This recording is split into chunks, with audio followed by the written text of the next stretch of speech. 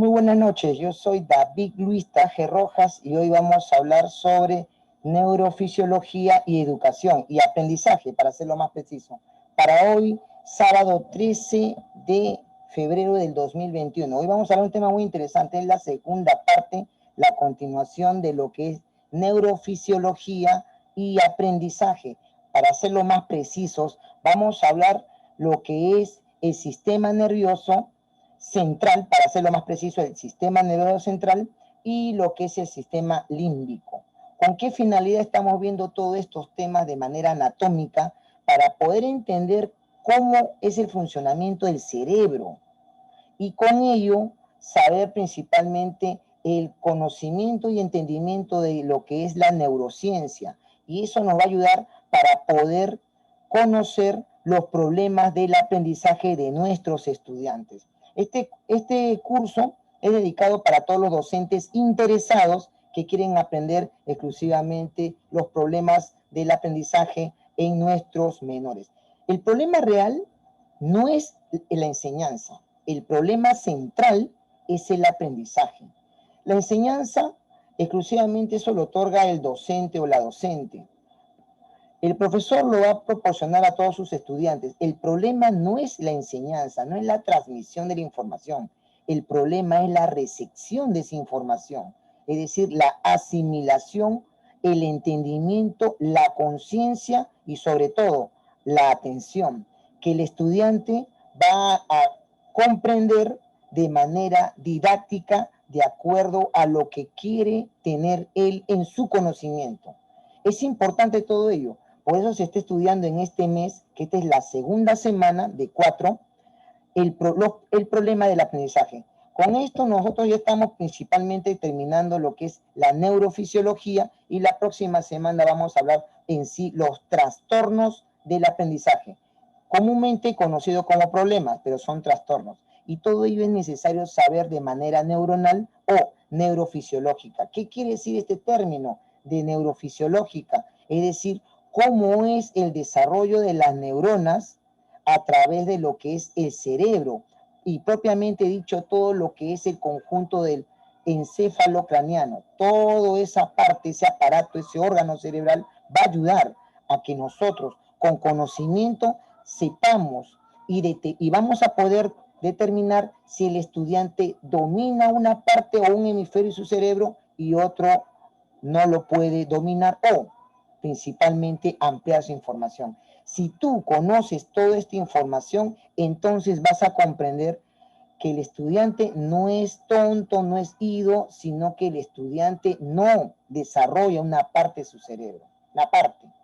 Segundo, que el estudiante solamente va a prestarte atención cuando tiene un afecto o un sentimiento hacia ese curso, lo que tú le conoces comúnmente como el gusto.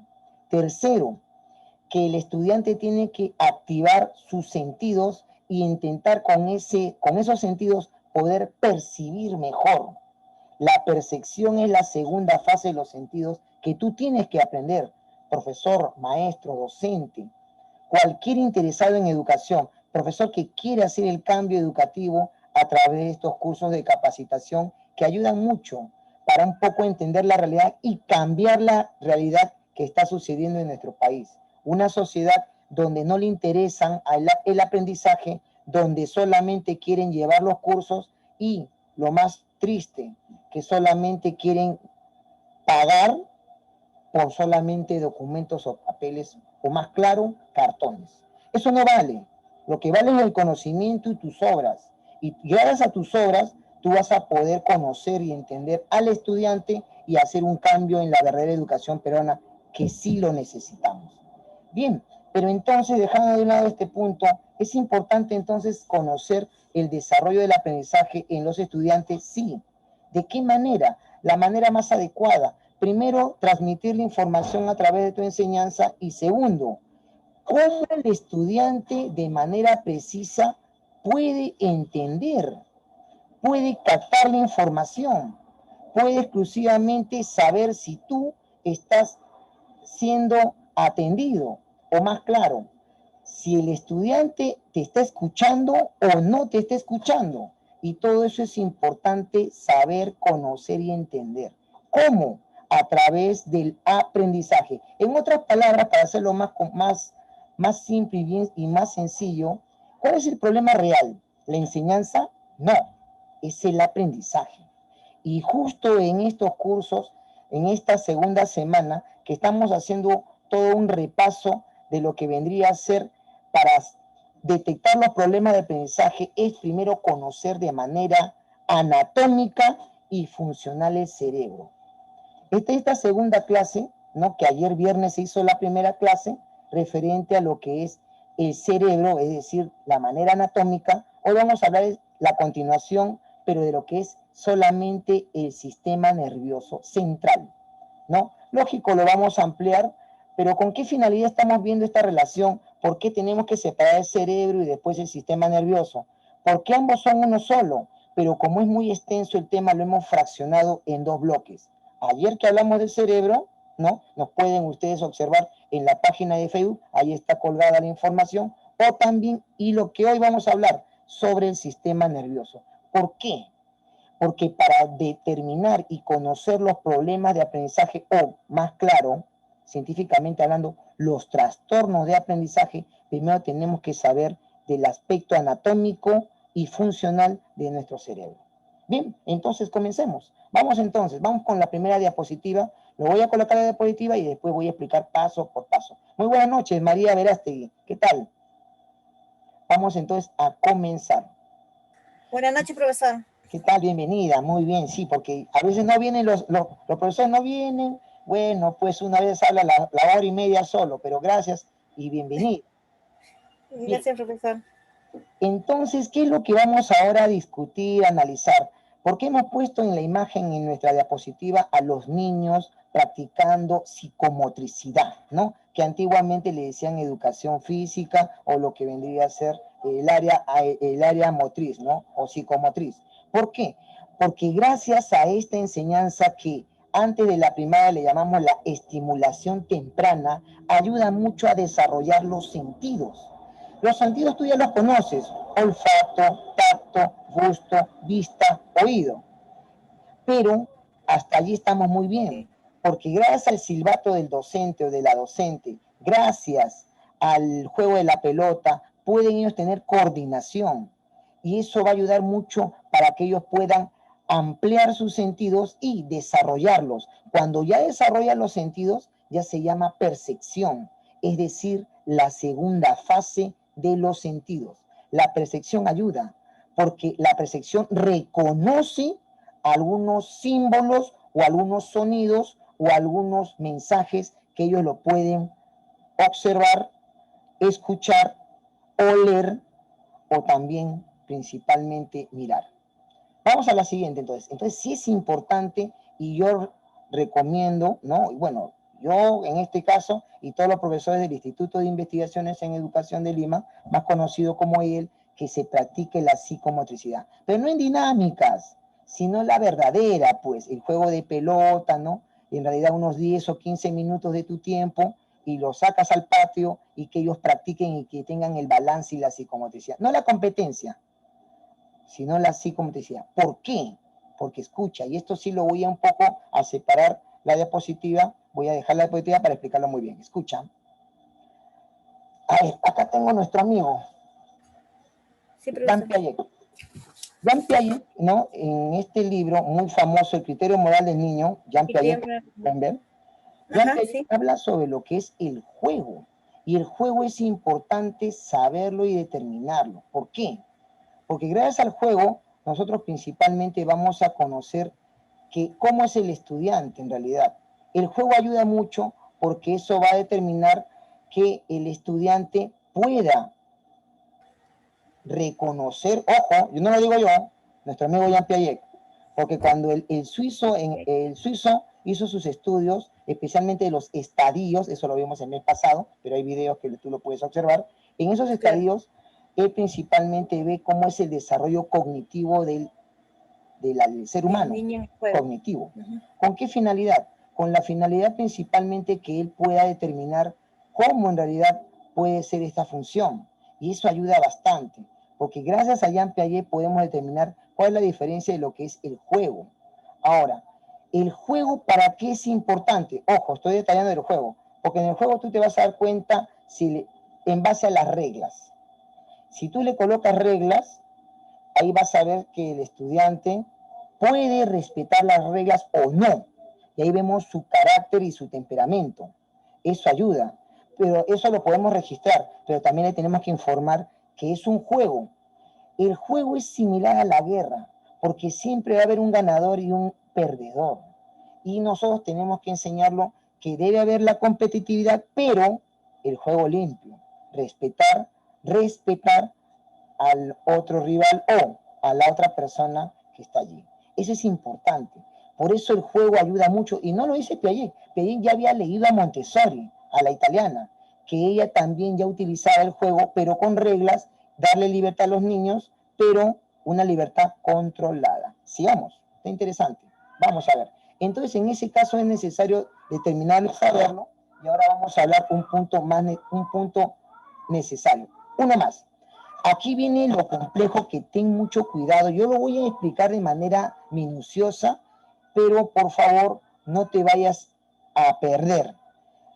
Este estudio es bases biológicas del comportamiento. Esto es la historia real. Para saber el comportamiento del estudiante y la conducta, que es variable, hay que aclarar estos dos términos. La conducta es variable, pero el comportamiento es estable. La conducta puede variar en cualquier momento. Cómo se comporta en tu aula, cómo se comporta en su casa, cómo se comporta en la calle. Perdón, cómo es su conducta en la calle, cómo es su conducta en el aula, cómo es su conducta en la calle. Conducta es variable. En cambio, el comportamiento es estable. Y eso exclusivamente hoy lo vamos a aclarar. Todo esto tiene que ver mucho, dejemos de un lado el aspecto psicológico, vamos al aspecto fisiológico, tiene que ver el sistema nervioso. Y el sistema nervioso es toda una red de caminos, nervios, ¿no?, que van a comenzar en el cerebro y se van a prolongar en todo lo que es el encéfalo craneano y lo convierte en lo que es las redes de la columna, dentro de la columna vertebral, lo que es exclusivamente la red nerviosa. Eso es importante porque son detectores de las sensaciones y con mucha más razón de las percepciones. Por eso el sistema nervioso tiene neuronas, que lo vamos a analizar, paciencia, paso por paso, y las neuroglías. ¿Hay diferencia de las dos? Sí, que la primera principalmente hace la conexión de la sinapsis, no te preocupes, lo vamos a explicar con paciencia más adelante en una diapositiva, y las neuroglías van a hacer la conexión no de la sinapsis, sino una conexión eléctrica muscular.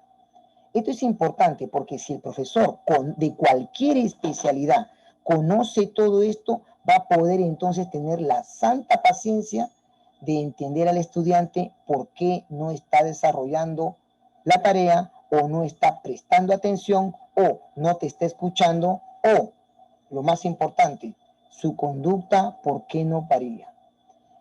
El sistema nervioso está dividido en dos, lo voy a un poco a reducir aquí. El sistema nervioso central, SNC, las siglas, sistema nervioso central, y la otra, el sistema nervioso periférico, SNP. Pero tranquilos, voy a explicar el sistema nervioso. Ayer lo he explicado con paciencia, he hablado del cerebro, el cerebelo, los lóbulos temporales. Hoy solamente lo voy a mencionar en diapositivas más adelante, pero voy a hablar del sistema nervioso periférico, solamente lo que nos interesa. Lo menciona el sistema nervioso somático voluntario, los nervios de manera voluntaria, producto de lo que es la información que reciben y la transmisión del cerebro, y el sistema nervioso autónomo, el simpático y el parasimpático. El simpático es el excitador que activa, ¿no?, al cerebro gracias a esa red nerviosa que está exclusivamente debajo de la piel y dentro de la columna vertebral, y es toda una red de captación sensorial. Y el otro, el parasimpático, que es otro activador nervioso que va a ayudar al relajo, a que sea relajante y esté en reposo. Paciencia, Solamente es una mención. Pero para un poco entenderlo, porque el cuadro es un poco complicado, vamos a la segunda diapositiva. Escucha, acá. Con dibujos es más fácil, para entenderlo. El sistema nervioso, atención, el primero, el central, acuérdate muy bien con el dibujo, que ayuda bastante. Tiene que ver solamente el cerebro y la espina dorsal. Eso, acá está el cerebro y la espina dorsal. Nada más. Eso lo hemos estudiado ayer, pero hoy lo vamos a reafirmar solamente en pequeñas partes.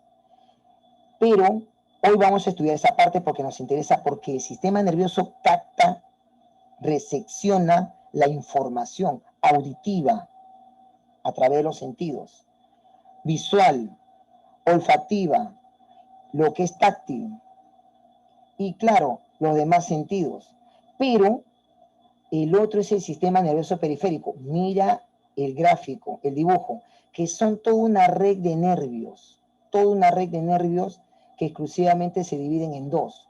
El sistema autónomo, ¿no?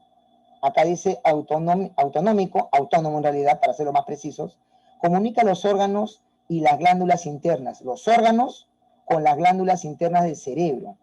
Se divide en lo que es la excitación, la simpática, y la parasimpática, la calma, sosiego, descanso.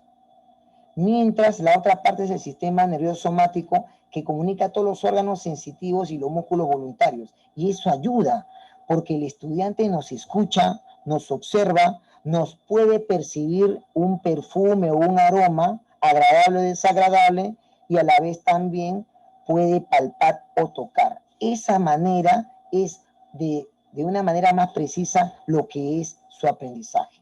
O sea, su aprendizaje no es visual, es completo. Por eso es importante cómo saber enseñar. Aquí se divide en el nervio sensorial y el nervio motriz.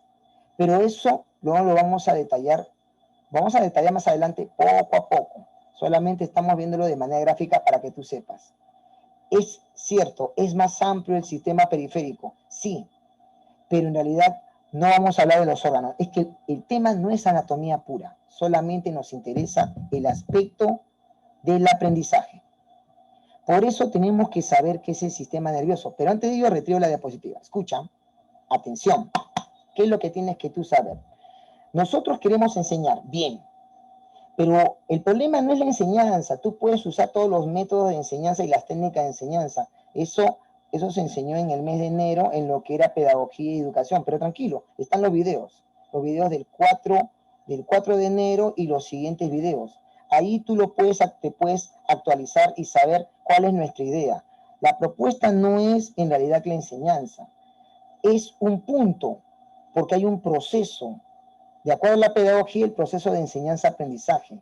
Lo importante es, tú enseñas de muchas maneras, tu estilo es personal, es propio y se respeta porque la Constitución lo defiende, la Constitución política. El problema no es la enseñanza, el problema es el aprendizaje. Todos no aprenden igual. O sea, la teoría de Bandura, ¿no? En lo que vendría a ser su aprendizaje significativo. Nuestro amigo Brunner, ¿no? Jeremy Brunner, por descubrimiento. Todos ellos son teorías de aprendizaje, cognitivas. Pero el problema peruano, ¿cuál es? Que todos lo queremos poner en el mismo saco. No funciona. Porque el que aprende por descubrimiento, Brunner, lo va a detectar y va a aprender. Pero el que aprende de manera significativa, también. Pero los dos términos no lo van a hacer. Cada uno es diferente. Y el otro va a ser skinneriano, va a aprender de manera conductista. No, profesor, eso ya no vale. ¿No vale? El alumno es el que decide cómo es su aprendizaje, de acuerdo a sus capacidades cerebrales y motoras. Eso. Por eso estamos llevando neurofisiología como punto principal para poder entender el cerebro del estudiante. Si tú entiendes su cerebro, ¿no? ¿Por qué tú dices, ¿por qué ellos me escuchan y el otro no? Porque el otro debe estar divagando o el aspecto sensorial no lo activa. Pero cuando le pones una película, ¿cómo está atento? No todos. Otros pueden escuchar y otros pueden ver. Otros son principalmente visual. No son inteligencias múltiples, ojo, son desarrollos neuronales, ojo, del cerebro, que activa, un lado está activado y el otro lado no. Y eso hoy vamos un poco a entenderlo. Esa es la ruta. Sigamos. Bien, vamos. Ahora, ¿qué nos interesa? El sistema nervioso. ¿Qué es? Atención. Primero el texto y después lo explico el gráfico. Es una red compleja de nervios. Acuérdate, nervios. Y las células que llevan mensaje. Eso es la teoría. Llevan los mensajes, recepcionan la información de lo que es en el exterior o en el interior, desde el cerebro y la médula espinal y las diversas partes del cuerpo. ¿Por qué? Llevan estos mensajes, los nervios, al cerebro, ojo, y también recepciona lo que es todos los sentidos de su cuerpo. El sistema nervioso central, lo que vamos a hablarlo ahora con mayor detenimiento, está compuesto por el cerebro y la médula espinal. El sistema nervioso periférico está compuesto por los nervios y se ramifica desde la médula espinal y se extiende por todo el cuerpo. Y si tú ves el gráfico, aquí está. Este es el cerebro, todo esto es la médula espinal que se prolonga hasta lo que es la cadera, ¿no? El hueso sacro. Anatomía es básico, tienes que saberlo para poder entenderlo y poder hablar el mismo idioma.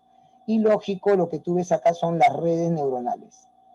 Todo lo que él puede tocar, palpar, lo va a reseccionar los nervios. Y eso va a llegar al cerebro. Todo lo que va a poder olfatear, ¿no? Oler, lo va a reseccionar. Esas glándulas, esos nervios, perdón, los nervios. Todo lo que va a poder escuchar o observar, igual. Por eso es importante esta forma de aprendizaje. No lo digo yo, eso ya lo había ya planteado el profesor Pedro Ortiz Cabanillas en su libro Desarrollo de la Personalidad. Uno más. El sistema nervioso, atención. El sistema nervioso, y justo acá tenemos a la neurona, que eso lo vamos a analizar, y la sinapsis, paciencia, ahora lo explicamos. La neurona, que el sistema nervioso está formado por neuronas y neurogliales, o neuroglías también. Es decir, una neurona glial. Y lo explicamos con paciencia. Las neuronas tienen una función de coordinar las acciones. Coordinar entre las acciones de los seres vivos por medio de señales químicas. Es decir, la sinapsis, la que tú ves aquí, vamos un poco a ampliarlo en la imagen. Esto es la sinapsis. Y este es un proceso electroquímico. Y las neuroglías lo hacen eléctrico nada más. ¿Y eso qué es? ¿Por qué hay esa transmisión principalmente electroquímica? Porque allí es donde el cerebro está activado y va a desarrollar lo que es la información, recepcionar la información. Por eso dice acá, están especializadas en una recepción de estímulos. Claro, lo que nos engañan diciendo motivación, no es motivación, es recepción de estímulos a través de los sentidos, olfato, tacto, gusto, ¿no? Vista y lo que es tacto, todo ello. No es lo que nos dicen motivación. Podrá ser el showman más importante del Perú o de América Latina, pero si el estudiante no desarrolla o no se activa el estímulo, no hemos hecho nada. Por eso dice, la conducción del impulso nervioso está entre ellas, mediante conexiones llamadas sinapsis. Paciencia, voy a explicarlo dentro de unos minutos. A ver, esto es la neurona. Escucha. Y la neurona es una célula, pero una célula del cerebro. Y aquí está el núcleo. Igualito, si analizamos muy bien, tiene igual mitocondrias, aparato de Golgi, ¿no? Todo ello, ribosomas. Pero lo importante son estos bracitos que tú ves, son las dendritas. Las dendritas hacen la conexión. Una dendrita es este bracito que tú ves acá, este de acá largo. Y otra dendrita es el otro brazo. Van a tener un encuentro, pero no van a chocar entre neuronas. Va a haber un encuentro nada más electroquímico y va a transmitir la información receptora de los sentidos. Por eso, esto exclusivamente se divide en el axón, que vendría a ser el cuerpo de la neurona, las capas de mielina, que vendrían a ser como una especie, mielina porque tiene la forma de miel, es decir, una materia plasmática que va a rodear el cuerpo, el axón, y la sinapsis, que vendría a ser principalmente estas conexiones, que son las dendritas, más pequeñas. Y aquí es lo que sucede. Ahora, explicación. Mucha anatomía. Vamos a explicarlo bonito. Escucha. ¿Cómo va? Nos han dicho en la psicología cognitiva que ellos son psicólogos, pues, no son neurólogos. Ahí es donde ellos cometen error. ¿Quién? Te lo digo, con nombre y apellido, hay que decirlo y queda grabado, y eso es bueno, para que todos ustedes lo sepan y el Perú. Skinner falló, porque practicó con palomas, animales. No desarrolló en la sinapsis, porque no estudió la neurona, porque es psicólogo, estudió la conducta. Piaget hizo investigaciones, pero fue gracias a entrevistas y él hizo un desarrollo neural. A Piaget lo respetamos, junto con María Montessori. Falló, Skinner. Ausubel, descubrimiento. Brunner, falló también. Novak, cuando hizo los mapas conceptuales. Todos ellos son principalmente mentales o de manera como uno va a aprender de manera cognitiva, del conocimiento. Pero no habló en ningún momento del aspecto fisiológico o neurofisiológico, que ahora lo estamos hablando. ¿Eso quién lo dice? Eso lo dice principalmente los neurólogos. Esto es neurología.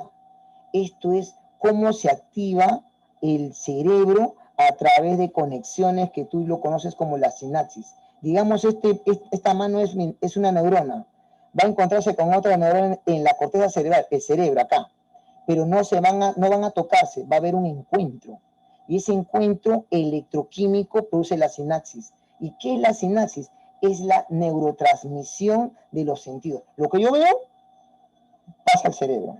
Lo que yo escucho pasa al cerebro. Lo que yo estoy tocando, palpando, ¿no? Ponderando mi libro, eso también es una recepción, que lo recepciona a través del sistema nervioso, pasa por nuestra columna vertebral y llega acá. Eso es importante. Este estudio lo hacen los neurólogos. Ni siquiera Howard Gardner se atrevió a hacer este descubrimiento, porque ellos son psicólogos, no son médicos. ¿Y quién lo aplica todo esto? Nuestro profesor, de acá lo tengo pirateado porque, bueno, ya después me compraré el original, Pedro Ortiz Cabanillas, sanmarquino, peruano. Él dice en su libro, La formación de la personalidad, acá lo podemos ver, ¿no? En este libro él plantea principalmente que el estudiante puede desarrollar a través de una teoría que él lo plantea. Lamentablemente Pedro Ortiz falleció en el 2013, pero el profesor sanmarquino, neurólogo de profesión, médico neurólogo, él dice principalmente que tendría que ser una teoría sociobiológica. Conoce, es decir, recepciona el cerebro su información a través de los sentidos que le rodea, pero es de manera social.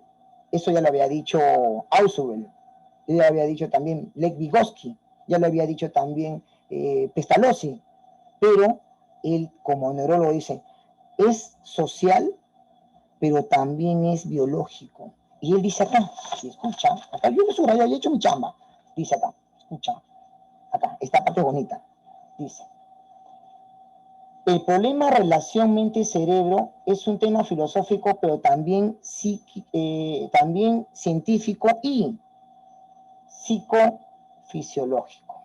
Psicológico por la conducta y fisiológico por el cerebro.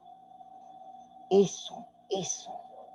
Cuando nosotros los profesores sepamos todo ello, que no tienen la culpa de nuestra facultad ni nuestro instituto pedagógico, es porque lamentablemente estos estudios son del 60, son del 70, del 80, solamente que es del aspecto médico. Y la medicina tiene que entrar ya a la educación. Eso se llama neuroeducación, que lo está diciendo el profesor Francisco Mora en España. Visita los videos, mira los videos que están en YouTube de Francisco Mora y ya habla de la neurociencia. Y todo esto, ¿quién lo había estudiado desde el inicio? El español Antonio Ramón Cajal, Premio Nobel de Fisiología o de Medicina 1962. Esto es importante, porque para saber los problemas del aprendizaje vamos a conocer exclusivamente cómo es el desarrollo neuronal y lógico, los trastornos que lo vamos a ver la próxima semana. Sigamos, está interesante. 8:29, estamos bien. Sigamos. Entonces, el profesor de inicial, primaria, secundaria, tiene que saber esto, para poder entender al estudiante. El estudiante no es tonto, no es ido, solamente que el estudiante también debe saber ello porque tú le debes enseñar de poquito para que él tenga el interés. No, si el profesor me está hablando, entonces estoy desarrollando mi aspecto auditivo y yo voy a aprender. No, también está poniendo un cartel. Ah, entonces tengo que desarrollar el aspecto visual y ser minucioso. Eso. Allí el alumno va a tener interés en tu curso. El sistema límbico es el punto que, este punto sí es nuevo en este tema. Ayer no he hablado sobre esto ya es nuevo, a partir de acá ya son temas nuevos, porque lo que he puesto en las anteriores diapositivas lo he explicado ayer, pero lo he hecho más extenso. Puedes visitar los videos anteriores. El sistema límbico está formado por una serie de estructuras. Mira acá, ayúdame en la lectura. Estructuras que se ubican alrededor del tálamo y debajo de la corteza cerebral. Todos esos datos los vamos a explicar ahorita. Acá. Acá está el tálamo, en el centro. El profesor Pedro Ortiz Cabanillas, en su libro El desarrollo de la personalidad, lo llama, toda esta zona del centro del cerebro, le llama alocórtex. Y la parte superior del el cerebro propiamente dicho, le llama neocórtex o corteza cerebral. Es un término fisiológico y médico que usan los neurólogos. Ahora, paciencia, escucha, mira acá. Está formado por una serie de estructuras complejas que se ubican alrededor del tálamo y debajo de la corteza cerebral. Claro, acá está el tálamo, aquí, debajo de la corteza cerebral, todo lo que tú ves acá, principalmente este color anaranjado. Para mí es anaranjado, puede ser que sea daltónico. Luego, y es responsable, escucha, de la vida afectiva, o sea, de acuerdo a los estudios de los neurólogos, de la disección del cráneo, ¿no? Han abierto el cráneo, han hecho la separación del cerebro, han estado haciendo investigaciones a través de shock eléctrico para poder despertar, ¿no? Activar. Entonces ellos dicen que el tálamo es responsable de la vida afectiva y la formación de la memoria. Es decir, esto de acá, el centro de color verde, tálamo, allí comienza la memoria y las emociones. Allí es donde se resecciona, viene de aquí, de este tronco del encéfalo, que viene a través de los sentidos y se resecciona acá. Y eso activa a las neuronas. Interesante. Luego dice, escucha, todas las emociones están situadas en el llamado cerebro emocional. Así lo están determinando en algunos textos. En otros no. En otros le llaman solamente lo que es el sistema límbico. Y el sistema límbico regula nuestras respuestas emocionales, la memoria y el aprendizaje. O sea, el cerebro emocional están llamando a toda esta parte de acá. En teoría, en práctica es el tálamo y todo esto vendría a ser un desarrollo fisiológico. Es decir, la transmisión que viene de la información desde el tronco encefálico y principalmente se desarrolla en todos los órganos blandos del cerebro y posteriormente en la corteza central, alocórtex, y después en la corteza superior, neocórtex. Paciencia, paciencia. Ahorita lo explicamos. La interacción con la corteza cerebral, interacción, unión, ¿no? Enlace, que es la encargada del razonamiento, la reflexión y la planificación. Todo ello comienza en estos órganos. Y vamos a conocerlo. Mira acá. Tálamo, verde, centro. Aquí es el centro. Aquí se desarrolla la memoria, el aprendizaje, las emociones. Es el conocido el cerebro emocional para otros. En otros textos lo llaman así. Luego el cuerpo calloso. El cuerpo calloso vendría a ser principalmente una zona hueca, pero no hueca, está llena de líquido encefalorraquídeo. Luego el hipocampo. El hipocampo está debajo del tálamo. Y también debajo del tálamo está esta parte que tú ves aquí, se llama hipotálamo. Hipotálamo es un término científico porque tiene la forma de un caballito de mar, ¿no? Cuando lo abrieron en el cerebro tiene esa forma, por eso le llaman hipotálamo, ¿no? Hipotálamo, el hipocampo que tú lo ves aquí, y luego lo que es la amígdala, que estos son ya principalmente, son glándulas. Amígdala cerebral, no confundir con la otra amígdala que está principalmente en tu faringe. Esta parte de acá es el cerebelo. No te preocupes, lo vamos a explicar con paciencia. Una más. ¿Por qué es importante entonces el sistema límbico? Para nosotros los profesores, porque es la parte emocional donde se va a principalmente captar las emociones, y eso ayuda. Una más. Aquí está, más bonito, más ordenado, y lo vamos a después ver con paciencia. Mira acá. Parte del sistema límbico que tú y todos tenemos que saber. Sistema regula las respuestas fisiológicas. Fisiológica es orgánica, porque son órganos blandos.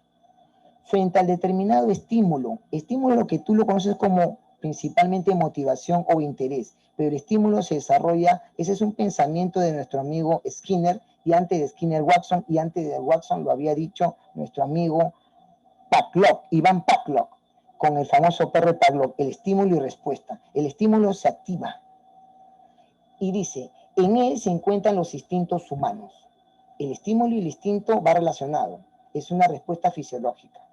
Está formado por partes, conocida como el tálamo, que ya lo hemos mencionado, el hipotálamo, el hipocampo, la amígdala cerebral, el cuerpo galloso y el septo mesencéfalo. Paciencia, no lo vamos a ampliar, solamente lo vamos a mencionar. Aquí vamos a minimizar esto. Este es el cerebro. Aquí está el tronco del encéfalo. Aquí principalmente tú ves el hipocampo. Y escucha, va así, se va rodeando. Y esto es, el hipocampo es importante para la memoria y el aprendizaje. Mira, de ahí viene el tálamo, que está dentro. Todo esto es el alocórtex. La amígdala, acá chiquito. La amígdala integra un significado emocional y un estímulo, resultado de la respuesta emocional de la memoria. El bulbo olfativo, mira, ¿ves? Aquí es lo que va a recepcionar, y el cuerpo mamilar. El sistema límbico, para un poco analizarlo, y escucha, está involucrando en las emociones, la memoria, la atención, alimentación, comportamiento sexual. El circuito de Papez en realidad vendría a ser un norteamericano que hizo este estudio, pero este estudio no lo hizo él, lo hizo un argentino, solamente que lamentablemente Papez había dado los inicios, y en realidad este circuito debería ser de un argentino, no recuerdo el nombre, creo que era Knox, pero Papez lo han atribuido. Simplifica el rol del sistema límbico en la modulación de las emociones.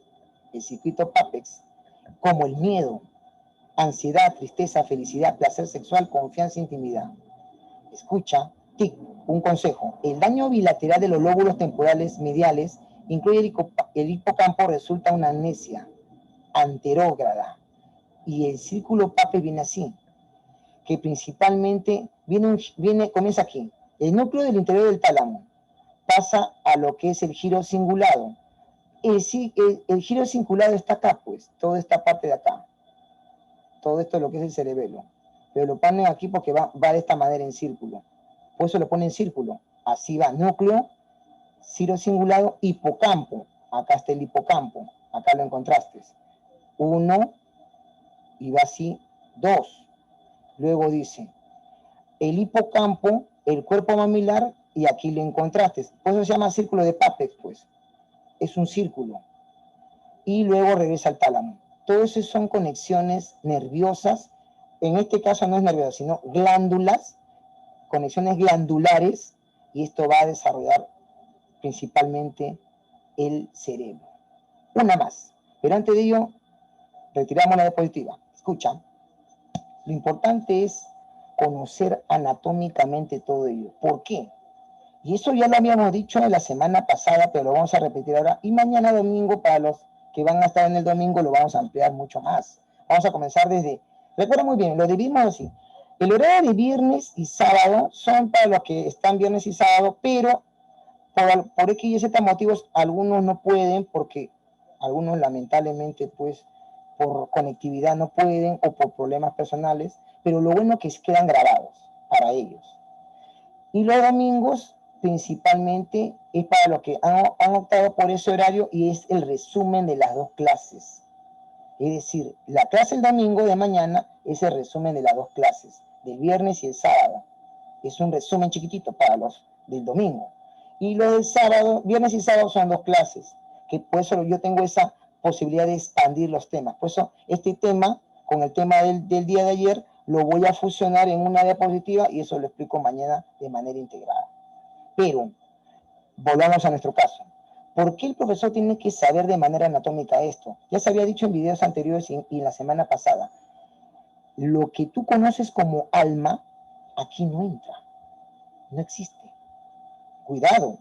No quiere decir que somos ateos, sino que no tiene una razón biológica el alma. Lo que sí existe es la inteligencia, la conciencia, los receptores sensoriales, o para hacerlo más precisos, tú cuando me observas, me escuchas, o principalmente agarras cualquier objeto, puede ser pues esta botellita, ¿no? Lo agarras.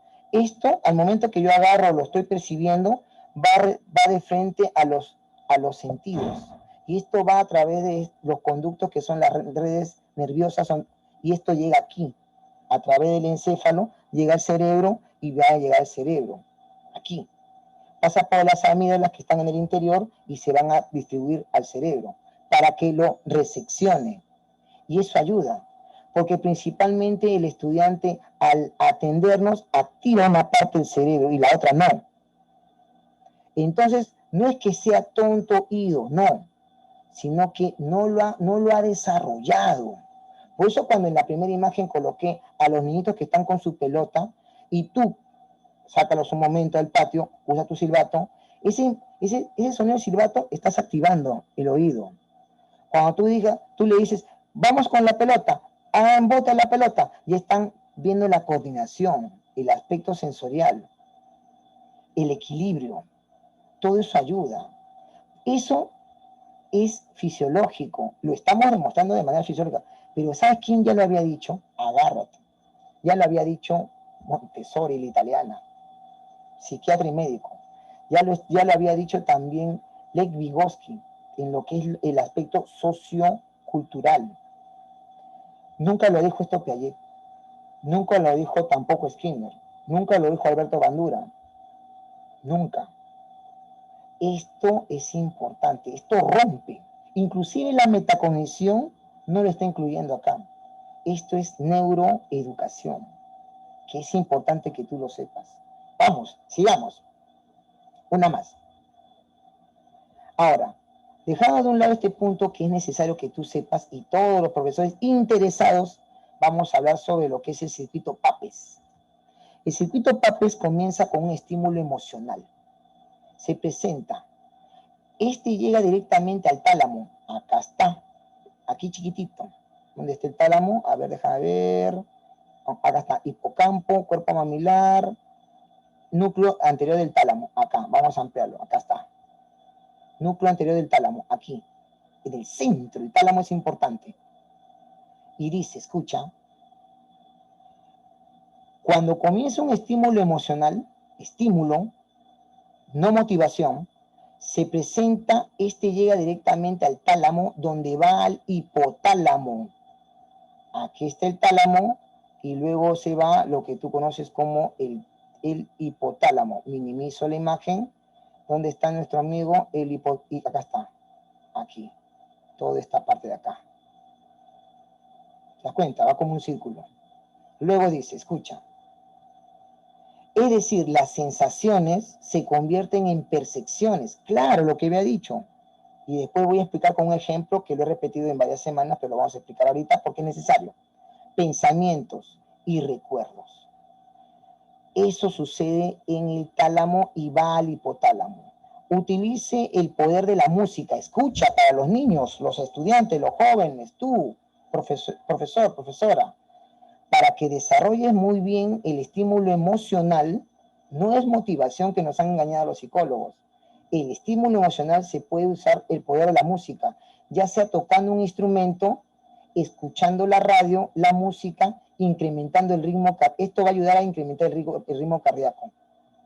Engancha en la mayoría del sistema límbico, incluyendo el hipocampo, el cíngulo anterior, y ayuda a la regulación de las emociones. Baja la presión sanguínea y reduce el estrés. Ahí está. Retiro la diapositiva para explicarlo bonito. Escucha. Esta parte es necesario porque, recuerda muy bien, más adelante vamos a hablar sobre las enfermedades. De acá. Pero escucha.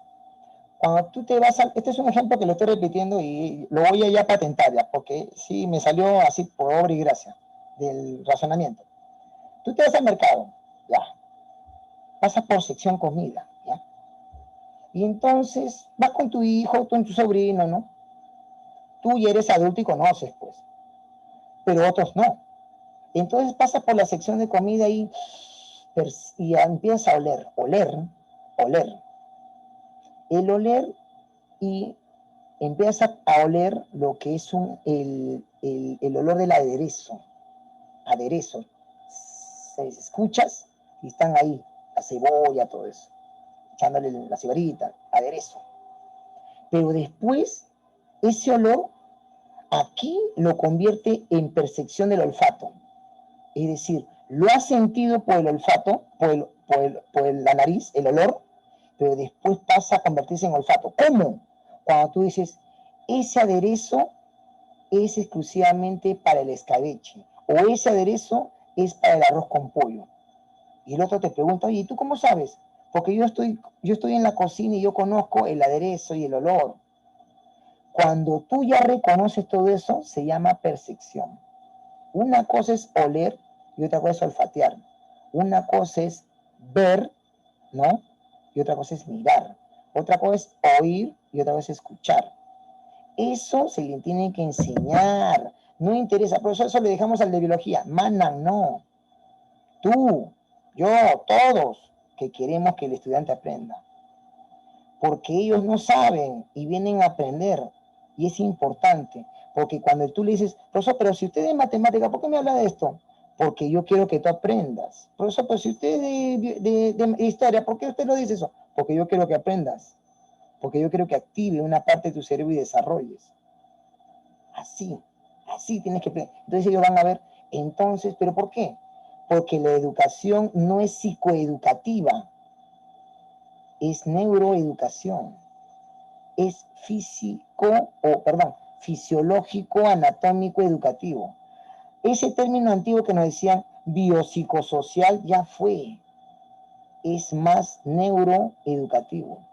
Y eso esa es la revolución que estamos haciendo. Es una revolución educativa. Y eso se tiene que aprender. Sigamos, ahora, pero antes.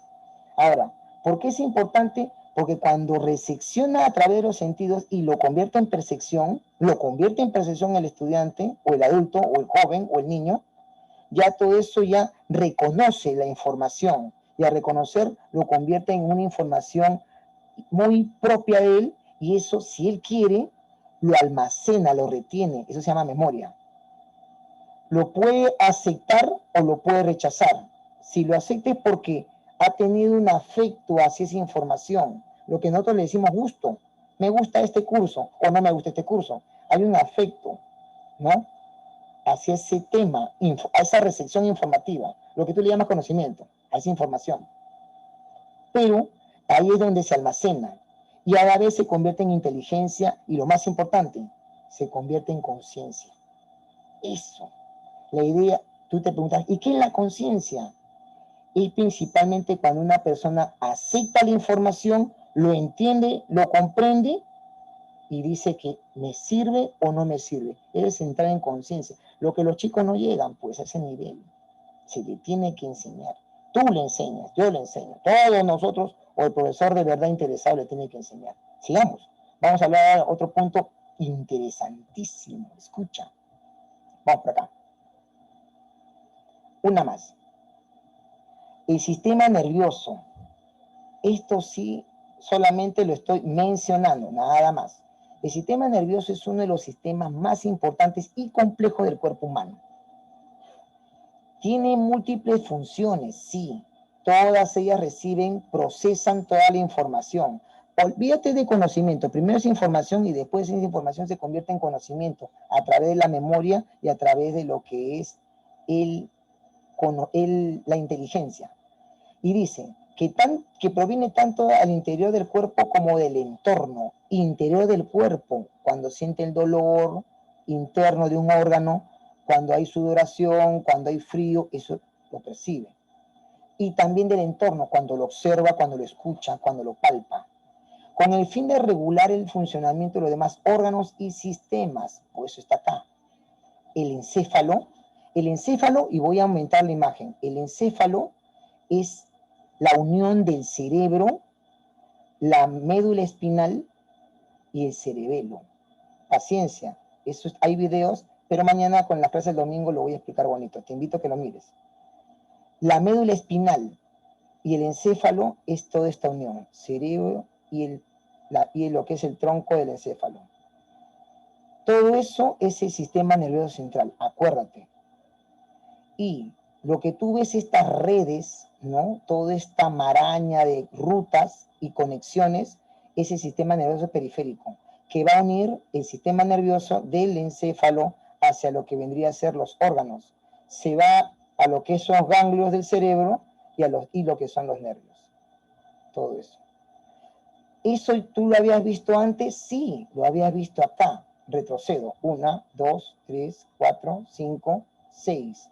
Acá, pues, el sistema nervioso, tal como te dije, el cerebro y la médula espinal. Y el otro, el sistema nervioso periférico.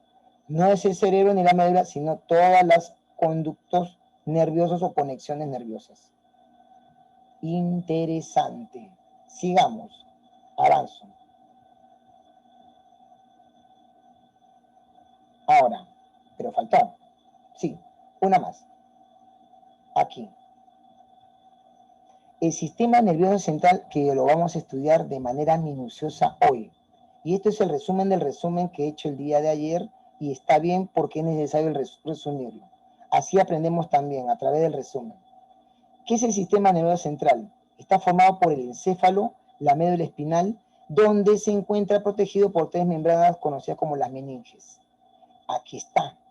Este es el encéfalo, todo lo que está de amarillo, compuesto por el cerebro, un bloque, el famoso alocórtex y neocórtex, el cerebelo, donde son las funciones motoras, y esto es el tallo encefálico, o también tronco o tallo encefálico.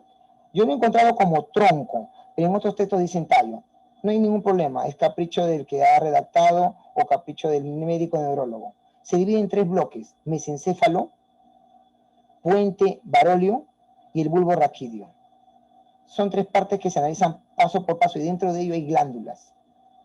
De aquí viene lo que tú conoces como lo que es la médula espinal. Todo esto es la médula que está dentro de la columna vertebral. Tú cuando comes el pescado y ves principalmente su espina dorsal, lo abres, ¿no? Lo partes y te das cuenta y lo miras o lo percibes. Principalmente, ¿qué te das cuenta? Te das cuenta que hay un nervio gelatinoso. Eso es la médula espinal. Sigo. Se divide en cervical, torácica, lumbar y la sacra. Pero paciencia, mira acá. En su interior de la médula espinal, ¿qué encontramos? Existen un sistema de cavidades conocidas como ventrículos. Son cavidades, son agujeros, son huecos dentro del cerebro. Y eso está bien. Pero, vamos a ordenar el audio. Ya, ahora sí. Disculpe, vamos solamente a ordenarlo ahí. Ahora sí. Los ventrículos. Ahora sí, ya. Listo, ya pasó. Entonces, en estos ventrículos, ¿qué es lo que vamos a ver? Vamos a ver, estos agujeros van a ayudar. Y ahí dentro de esos agujeros que están en el interior del cerebro, hay un líquido cefalorraquídeo. Ese líquido principalmente también se estudia. Y eso está acá dentro del cerebro. Paciencia, lo vamos a explicar. ¿El encéfalo qué es? Es la parte del sistema nervioso central y está protegida por huesos del cráneo y está formado por el cerebelo y el tallo cerebral, lo que he explicado aquí, acá. Vamos ahora a dividirlo por partes. Escucha, lo vamos a dividir por partes. El cerebro, acá. El cerebro está dividido en 2 hemisferios que ya lo conoces, el derecho y el izquierdo. El izquierdo es científico y el derecho es emocional. O más claro, no es de emocional, sino más claro, el derecho se basa exclusivamente en la imaginación y la creatividad, y el izquierdo científico y racional. Pero acá dice, uno derecho y otro izquierdo, separados y comunicados por el cuerpo calloso. El cuerpo calloso es prácticamente es la unión de los 2 hemisferios. y ahí se traslada, se transporta lo que son las membranas. El cerebelo, acá está, chiquitito, acá de rojo está. El cerebelo está en esta parte, es la parte inferior, claro, está acá abajo, y posterior del encéfalo, junto al tronco del encéfalo. Claro, acá está, este es el cerebro, y acá de rojo tú ves el cerebelo, lo voy a ampliar, ahí. Luego viene la médula espinal, toda esta parte de acá que lo estamos viendo aquí. ¿Qué es? Es la prolongación del encéfalo, como si fuese un cordón que se extiende en el interior de la columna vertebral. Minimizo la imagen. Esto es importante saber, porque gracias a eso tú ya sabes muy bien cómo es la anatomía humana. Y antes de ello, retiro la diapositiva, escucha. Sabiendo la anatomía humana, nosotros podemos entender a la persona. Y la persona es muy compleja. ¿Por qué? Porque exclusivamente se basa en cómo es su desarrollo. Tú puedes enseñar, no hay ningún problema. Hay libertad, técnicas y métodos de enseñanza. Que eso lo hablan mucho desde Pestalozzi, Herbert, lo hablan muy bien cómo es la enseñanza. Inclusive los peruanos, Juan Alarco de Dalma, Teresa González de Fani, el propio José Encinas. Pero ahora vamos a lo más importante. El alumno aprende. ¿Le enseñamos a aprender? No le enseñamos a aprender, porque cada alumno es diferente. Unos pueden aprender escuchándote, auditivo, el otro puede ser visual, y el otro puede ser kinestésico. ¿Cómo es eso? Que todavía no tienes que tocar el hombro, ¿no? O le dices, Jaime, y le tocas, Jaime, tú puedes hacer mejor tu trabajo auditivo y kinestésico. Es decir, basta que tú le toques el hombro, ya la has activado. Activas su sistema, ¿no? Nervioso, y ahí lo activaste y te está escuchando. Esas tres formas. Ya lo están aplicando en el fútbol. Inclusive el profesor Roberto Mosquera, un saludo a todos los chicos de Sporting Cristal, ya lo está, y él lo habían llevado en Argentina y lo está practicando. ¿Por qué?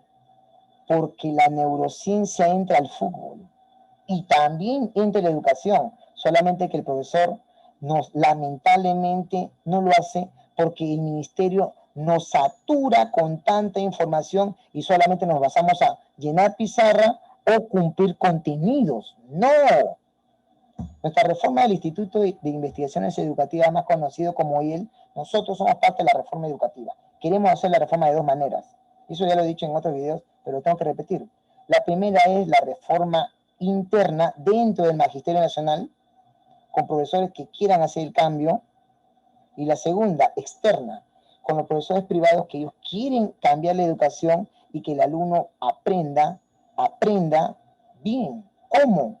Que el alumno, como lo que había dicho este psicólogo, ¿no? O perdón, este filósofo, Sócrates, conócete a ti mismo. Si el alumno se conoce a sí mismo a través de lo que son los sentidos y la percepción y el aspecto cerebral, te va a prestar atención. Pero todos son diferentes. Por eso es muy complicado. Pero no imposible. 35, 20, 15 por aula. Y cada uno. Por eso, ¿qué debemos hacer? Tienes 8 meses. Y principalmente en tu cuaderno escribir cómo aprende este tipo de estudiante. Es doble chamba, sí. Pero ahí te va a convenir porque te das cuenta si el alumno está aprendiendo o no. Y tú, como especialista y conocedor de tu especialidad y de tu ciencia, saber darle la información adecuada y cómo ellos lo pueden recepcionar, observar o percibir. Eso. Esa es la reforma. Por eso siempre estamos con toda esta idea de difundir la información. Solamente que depende del profesor de verdad, del interesado en educación, que quiera hacer el cambio. Haciendo el cambio es mejor para que esta educación peruana cambie de verdad, de una vez. Sigamos. Vamos a avanzar. Van a ser las 9. Excelente. Estamos bien. 9 de la noche. De hoy, sábado 13 de febrero. Una más. Ahora sí, escucha. Un ratito, voy a quitar todo este ruido molesto del audio. Es que se está acoplando. Ya. Ahora sí me interesa hablar, y esto tengo mucho cuidado, lo vamos a tocar con mucha paciencia. No somos médicos, pero nos interesa saber las enfermedades del sistema nervioso. Hay enfermedades, nosotros no somos médicos para detectar en el estudiante, pero de todas formas tenemos que saber. Mira acá, aquí tenemos un cerebro sano, lo hemos hecho un corte por la mitad, ¿no? Sagital, ¿no? El corte, el cerebro sano, mira lo que es la materia blanca, la materia blanca y la materia gris, ¿no? Todo lo que tú ves acá. Esa es la corteza cerebral, el famoso neocórtex. Y aquí está el cerebro, lamentablemente, degeneración neuronal con Alzheimer, ¿no? Alzheimer. Y aquí tú le das a cuenta cómo lamentablemente no se puede desarrollar y se ha degenerado, ¿no? No activa, no trabaja el cerebro, se pierde. Eso es, y eso lo vamos a estudiar más adelante. Este tema ya comienza, este es nuevo ya. Escucha.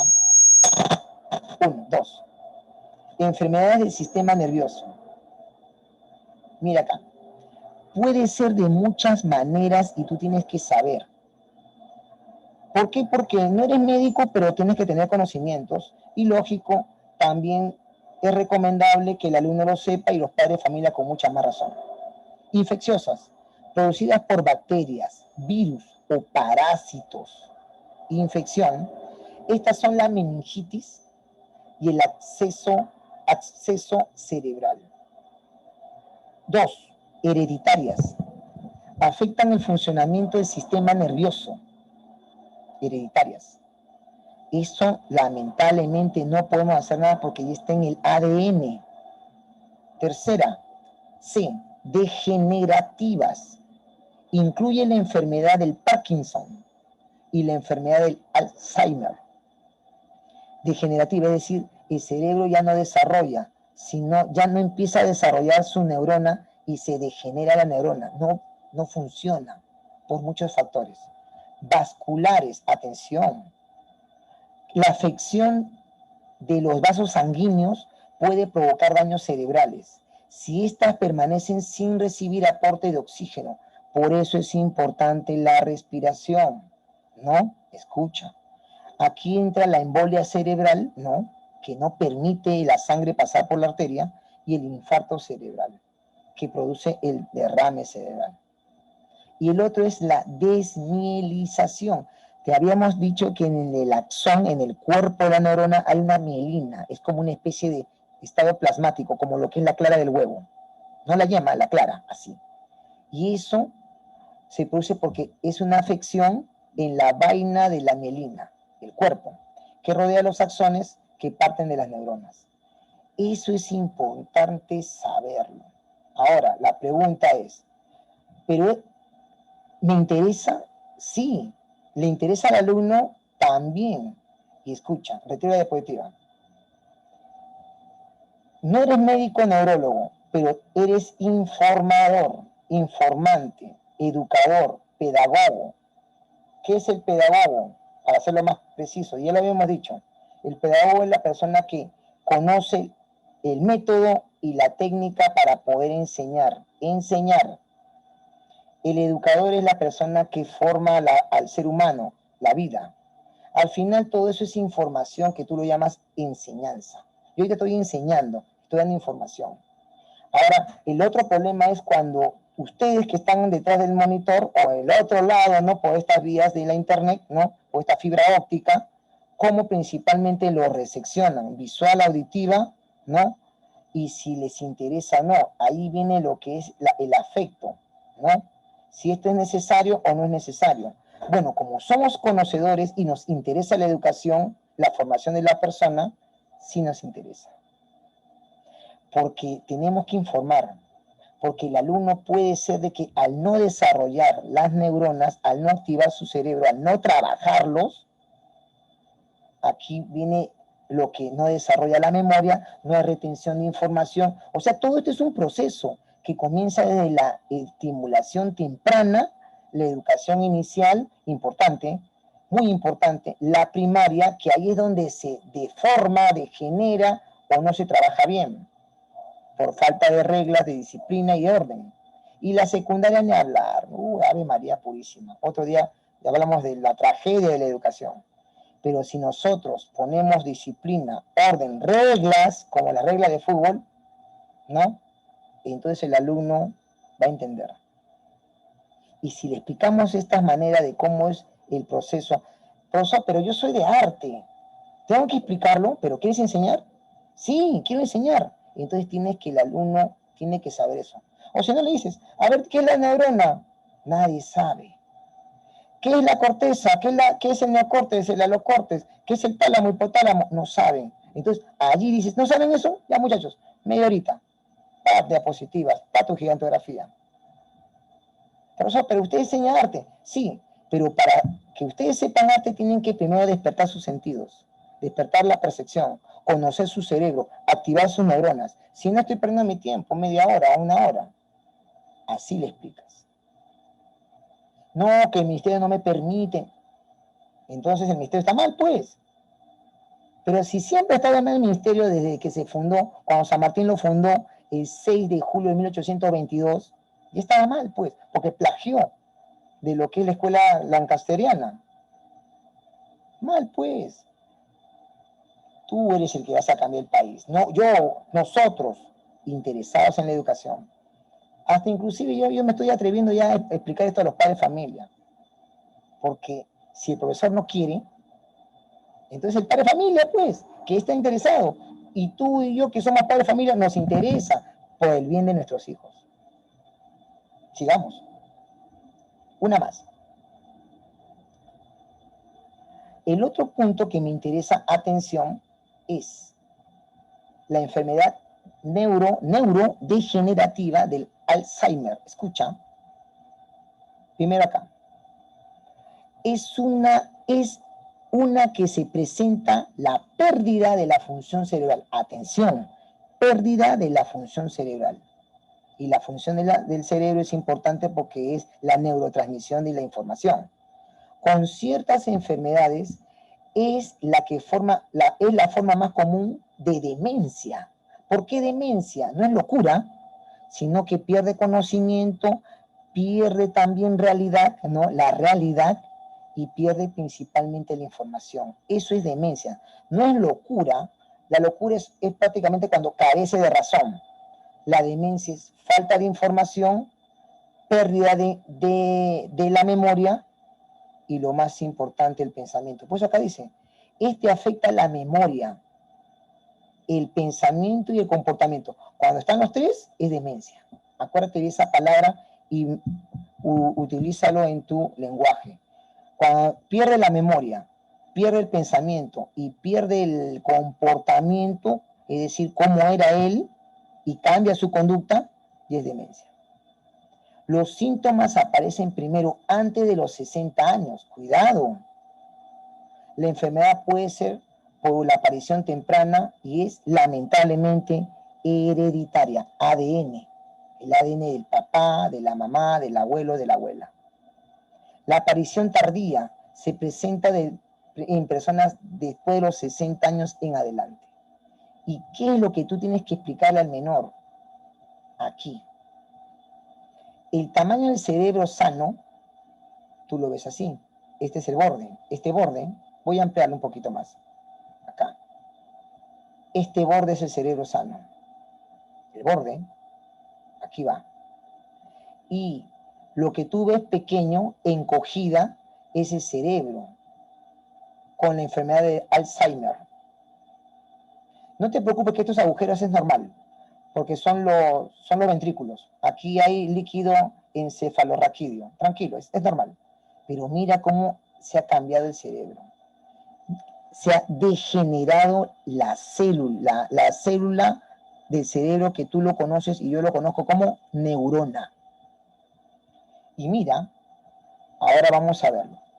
Y acá, así, la placa, ¿no? Esto es lo que sucede principalmente en la pared de lo que es la corteza cerebral. Dice, mueren las neuronas con enredos. Acá está, mueren mueren, ojo, y aquí está la neurona sana. Mira la muerta y mira la sana. Aquí está el axón, ¿no? Y en el axón está la mielina que lo cubre. Y aquí está el axón de ellos, que ya está muerta. Y al ser muerta genera esta placa oscura. Por eso cuando después hacen la tomografía cerebral, ahí te das cuenta que hay manchas. No está tan caro. Bueno, la tomografía está a 450 soles, pero la que es más barata es hay una que es la resonancia magnética, 150 soles. Eso está en un video, lo he explicado también. Una más. La enfermedad del Parkinson. Escucha, todas estas cosas sí tiene que saber el estudiante. Yo lo considero que sí, porque allí no es transmitirle miedo, sino información para que el estudiante desarrolle su cerebro y también desarrolle sus músculos y su cuerpo. El trastorno del movimiento desencadena la alteración de la función cognitiva. Trastorno, le ponen enfermedad, pero en este caso aquí dice trastorno. En realidad es un mal, no es un trastorno. Es una enfermedad porque esto ocasiona lamentablemente la degeneración celular, pero al decir trastorno es una alteración. La enfermedad produce la alteración del movimiento, trastorno, alteración o cambio en la función cognitiva, conocimiento, en la función de la depresión, tiene depresión, dolor y otras alteraciones, en función con el sistema nervioso autónomo, los músculos. Es una enfermedad progresiva, va aumentando, del sistema nervioso que afecta el movimiento. Los síntomas comienzan gradualmente. A veces comienza con un temblor apenas perceptible en una sola mano. Los temblores son habituales y aunque la enfermedad también suele causar rigidez, no se mueve, sino está duro, rígido, o disminución del movimiento. Aquí está, por ejemplo, ¿no? Bueno, en realidad era en movimiento estas manos, pero se capturó esa imagen. Retiro la diapositiva un ratito para explicar esto. ¿Es importante que el estudiante sepa eso de secundaria y de primaria? Yo creo que sí, porque le estás informando para que él cuide su cuerpo, su cerebro, como órgano blando, que practique deporte, que sea racional, que recepcione, que perciba la información de su entorno, y todo eso le va a ayudar para poder entrenar. Allí va a dejar el alcohol y las drogas, va a practicar el deporte, va a poder nutrirse bien. Cambiamos una sociedad. Eso. Difunde la información, comparte el video a tus colegas profesores. Todos los peruanos tenemos que saber, todos los educadores interesados o público en general interesado tienen que saber. Se tiene que difundir. Y esto comienza primero que el alumno lo debe saber, el niño y el adolescente. No, pero no está en la currícula. Y porque no está en la currícula, le vamos a no permitir esta información que le va a ayudar para su vida. Se tiene que informar. Y nosotros tenemos que saber, para que al saber, al conocer y al entender, le transmitimos la información para que él o ella conozca su propio cuerpo, su propio cerebro, su propia información, su propia recepción de información y lo más importante, su entendimiento y su inteligencia. Sigamos. Una más. Dice, una más. Otra enfermedad es la esclerosis múltiple. Atención. Es una enfermedad del sistema nervioso. Todo esto es importante. Afecta al cerebro y la médula espinal. Por eso, lamentablemente, después van a ser cuadriplégicos, van a estar en silla de ruedas. Lesiona la vaina de la mielina. La mielina es importante porque ayuda mucho a la transmisión, ¿no?, de lo que es la información en la célula del cerebro conocida como neurona. El material que lo rodea y lo protege las células nerviosas. Esa es la mielina. Rodea y protege las células nerviosas. Cuando no está protegida, ataca a esta célula que es, que es la neurona.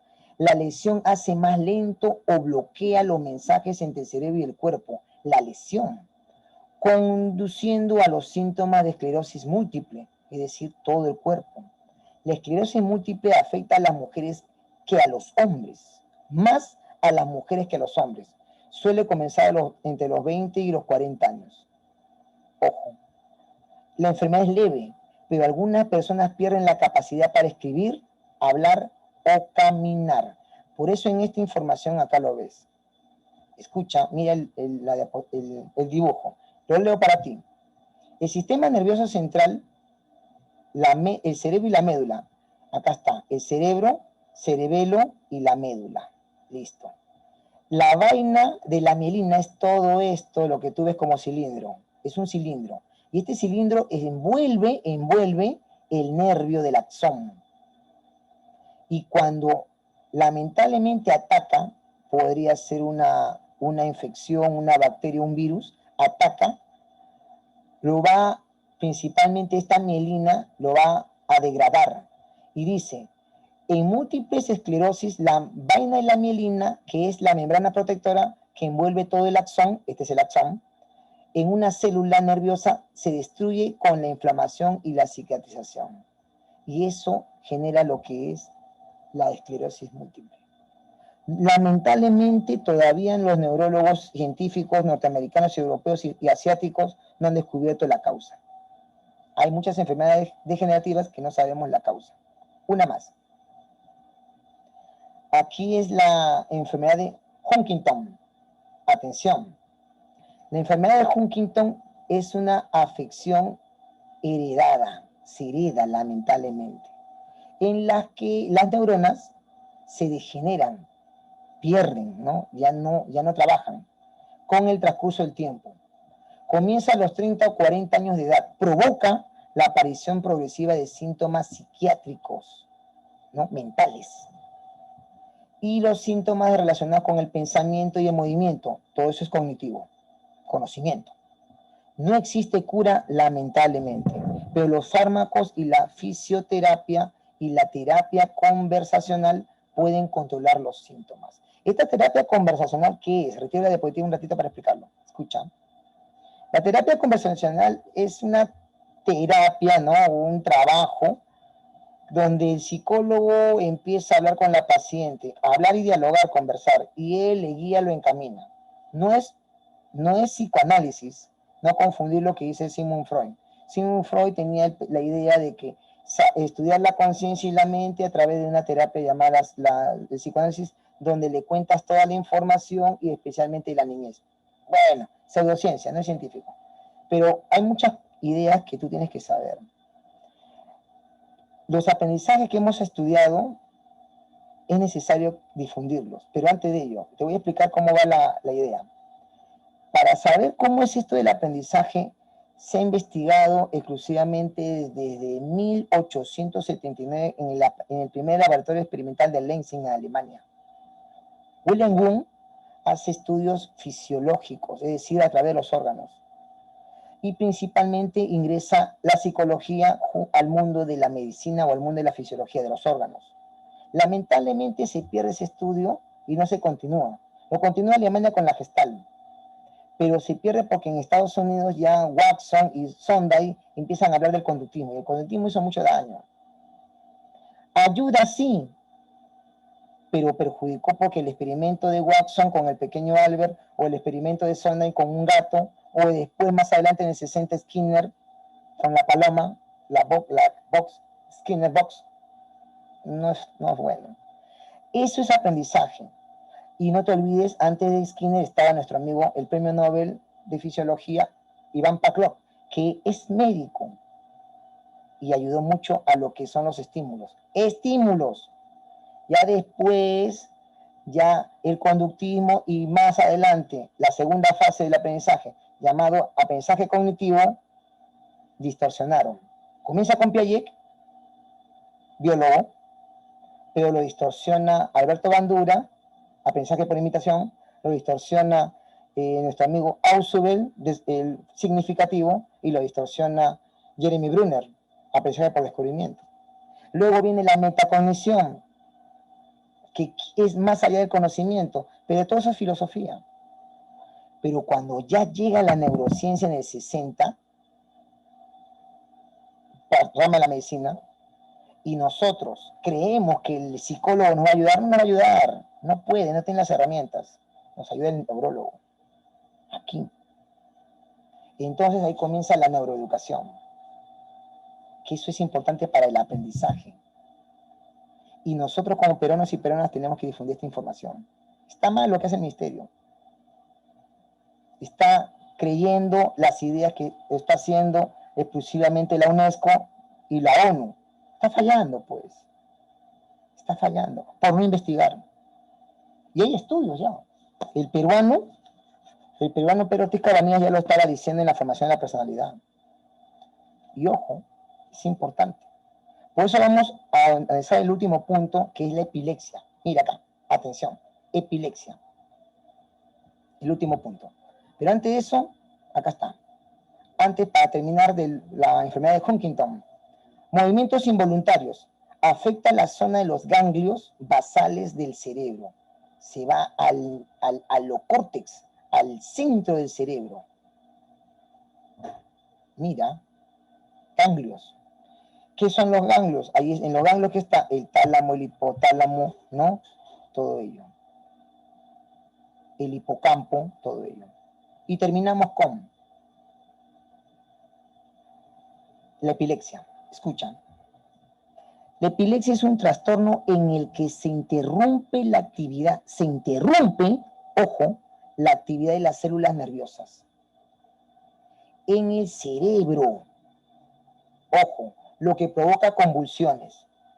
La epilepsia puede ocurrir como resultado de un trastorno lamentablemente genético, ADN, o una lesión cerebral adquirida, como un traumatismo o un derrame cerebral. Escucha, durante una convulsión, ¿no? Una persona experimenta, ¿qué es la convulsión? Comportamientos, síntomas, sensaciones anormales. Comportamiento no normal, síntomas no normales, sensaciones anormales. Incluso la pérdida del conocimiento, se desmaya, pues.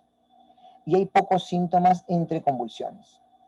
La epilepsia suele ser tratada, es decir, no te va a matar, se trata. Es decir, se controla con medicamentos y en algunos casos cirugía o dispositivos o cambios de dieta. Bueno, tú ves aquí este problema del cerebro, acá. La actividad excesiva y anormal de las células cerebrales. Actividad excesiva y anormal. Ahí está. Mira, si te das cuenta, aquí está el cerebro, pero las conexiones, la palabra sería bioquímicas, ¿no? O bioeléctricas, hacen, mira cómo va, aquí va tranquila la línea y luego hay vamos a aumentarlo, acá. Aquí tú ves la línea, está normal, y acá hay un pico. Aquí, la de arriba, hay un pico, va bajando. Normal, hay un pico que va bajando y va subiendo. Ese estudio encefalograma ayuda mucho. Solamente que nosotros todavía no estamos muy allegados a estas medicaciones. Para terminar, cierro la diapositiva. Escucha. Esta información es valiosísima y va a estar colgada en el video de nuestro instituto, ¿no? En la página de nuestro fanpage del Instituto de Investigaciones en Educación de Lima. Es necesario difundirlo. Ahora, un poco para aclarar. Aquí ha habido siempre... Aquí estamos en una guerra. Estamos en una guerra, y esto lo tengo que decir públicamente y que quede grabado. Estamos en una guerra porque hay muchos docentes, he estado recibiendo llamadas, ¿no? Esto lo digo públicamente.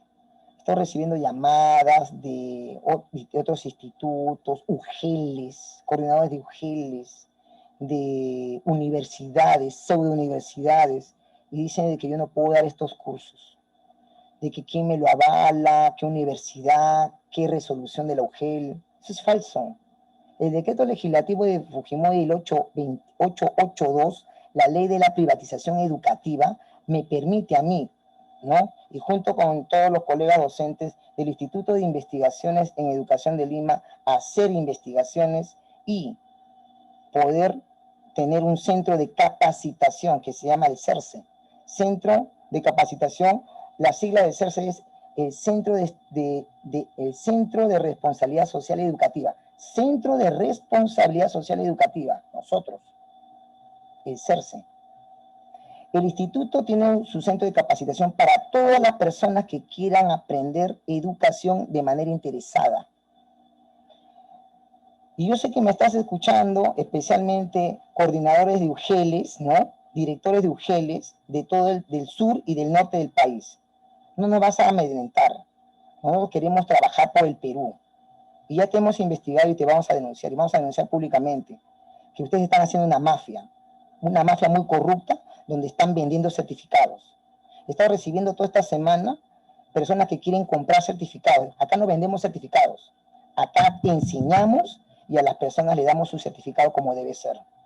Y si no lo quieres valer en la UGEL, no te preocupes porque nuestros profesores ya estamos investigando y nuestro estado de abogados también, porque estás marginando a un profesor que quiere aprender de verdad, porque tu mafia de UGELES y tu mafia con universidades ya van a caer pronto, porque estamos aquí para hacer la reforma educativa y no nos vas a amedrentar con llamadas ni tampoco con mensajes.